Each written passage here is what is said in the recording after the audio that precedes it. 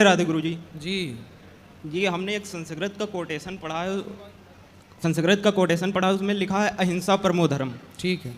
अगर कोई व्यक्ति ऐसा आता है जो हमारे फैमिली, हमारे दोस्त या हमारे जानने वाले की हिंसा करता है, उन्हें प्रताड़ित करता है, तो ऐसी सिचुएशन में हमें क्या करना चाहिए? उसके साथ अहिंसा करना चाहिए या हिंसा करना चाहिए?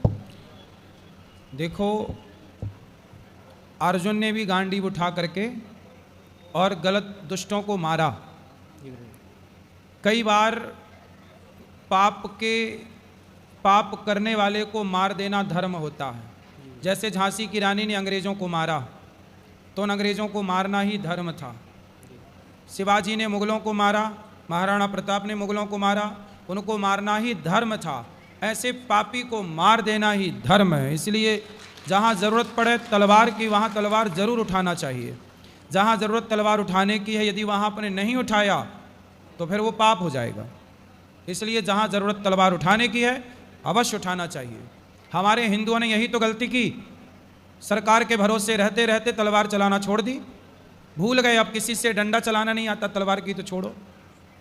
इसलिए भारत एक समय पर ऐसा था कि हमारी लड़कियां भी युद्ध करती थी। झांसी की रानी, दुर्गावती, अहिल्याबाई, होलकर, ये सब इसका गवाह है इतिहास में।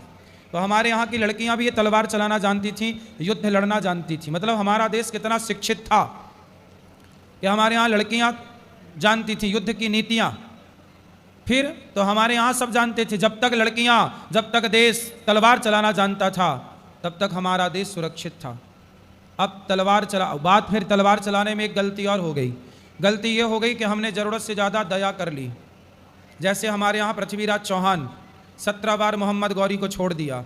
उसने पकड़ा तो उसने एक मौका नहीं दिया, आंखें फोड़ डाली, संयोक्ता को जिंदा जौहर करना पड़ा। इसलिए दया उस पर मत करो कि जिस पर दया करने के बाद आपकी बहन बेटियों को जिंदा जलना पड़े। इसलिए दया ज़रूरत से ज़्यादा ना हो, क्योंकि वह दया ही बाद में पतन का कारण बन जाएगी। इसलिए दया उतनी जितनी ज़रूरी है। बाकी तलवार चलाना सीखो और झांसी की रानी बनो। बेटियों को झांसी की रानी, बेटों को शिवाजी बनाओ यदि अच्छा भारत चाहते हो तो। वरना ऐसे आतंकवादियों के हाथ मरते ही रहना है तो फिर कुछ मत चलाओ। गुरुजी एक और क्वेश्चन है, स्वर्ग क्या है और नर्क क्या है? स्वर्ग क्या है? कहते हैं कि जननी जन्म भूमश्चा स्वर्गादपि गरीयसी। जन्म देने वाली माता और जन्म भूमि ही स्वर्ग होती है, यही स्वर्ग है। माँ की सेवा में स्वर्ग है, माँ की गोद में स्वर्ग है। और जन्म भूमि जो आपकी मातृभूमि है वह स्वर्ग से कम नहीं है।